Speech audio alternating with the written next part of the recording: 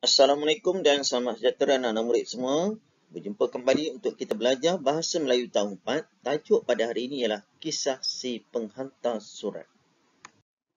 Objektif yang ingin dicapai pada hari ini, cikgu mengharapkan anak-anak murid dapat menulis ayat dalam perenggan dengan menggunakan tulisan berangkai. Dan pasti kemahiran pada hari ini, bila melibatkan menulis, kemahirannya ialah kemahiran menulis. Mari kita baca kisah dalam buku teks ni. Sekolah Zara mengadakan pertandingan menulis cerita pendek dalam tulisan berangkai.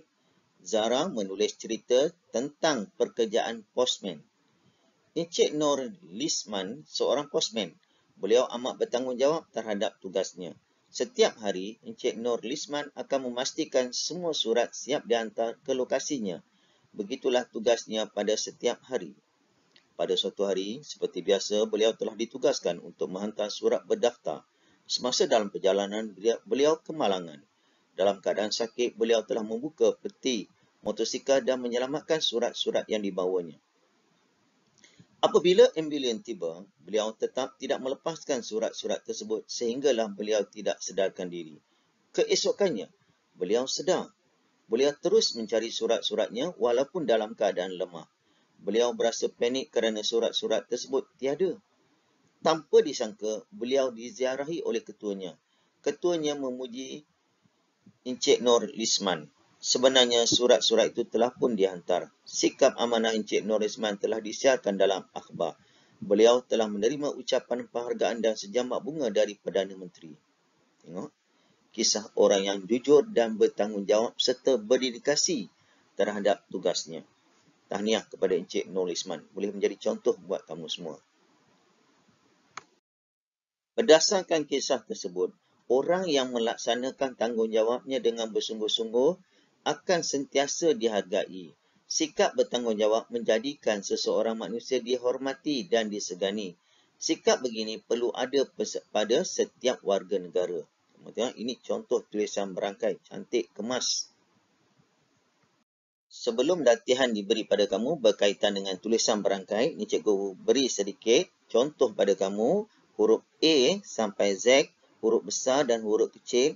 Bagaimana nak menulis tulisan berangkai dengan cara yang betul.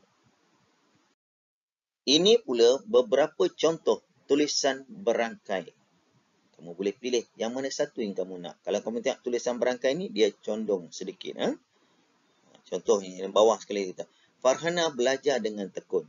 Tengok huruf F dan sebagainya. Latihan pada hari ini, kamu perlu menulis semula petikan yang berkaitan dengan Encik Nur Lisman ni dalam tulisan berangkai. Buat perlahan-lahan. Tulisan berangkai ni adalah satu kelebihan orang yang tulisan kemas. Kita akan nilai. Guru akan menilai setiap kali kamu hantar tugasan yang diberi oleh guru. Tengok murid ni bagus. Tulisan dia kemas. Murid ni tulisan dia macam cakar ayam. Suka nak baca. Tulisan yang cepat ni kita beri untuk tulisan doktor kan. Sebab doktor ramai pesakit. Doktor tulis dengan cepat. Tapi kamu sebagai murid, janganlah buat tulisan doktor. Tulis kemas-kemas. Apatah lagi tulisan berangkainya. Orang panggil tulisan sambung lah. Tulisan berangkai ni nak melatih seseorang sabar ketika membuat latihan. Jadi cuba buat yang terbaik. Jadi ada dua. Tadi perenggan pertama, ini perenggan yang kedua. Salin semula.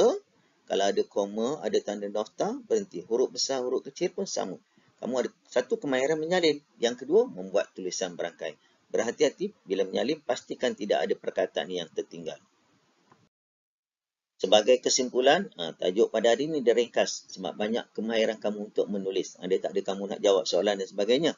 Hari ini kemahirannya untuk kamu menyalin semula petikan, buat dalam tulisan berangkai. Apa kelebihan cikgu cakap sini? Siapa yang tulisan cantik? Kamu tengok. Bila guru dalam pelantikan kurikulum dan sebagainya, guru akan tanya. Contoh murid, dia akan calonkan. Siapa yang tulisan cantik akan dipilih sebagai setiausaha sebab nak buat surat menyurat dan sebagainya. Bukan murid perempuan saja tulisan cantik. Murid lelaki pun ada yang tulisan yang lebih cantik daripada murid perempuan. Jadi itu saja. Buat perlahan-lahan. Buat yang terbaik. Itu saja. Jumpa lagi bersama Cikgu Zul. InsyaAllah. Assalamualaikum dan selamat sejahtera semua.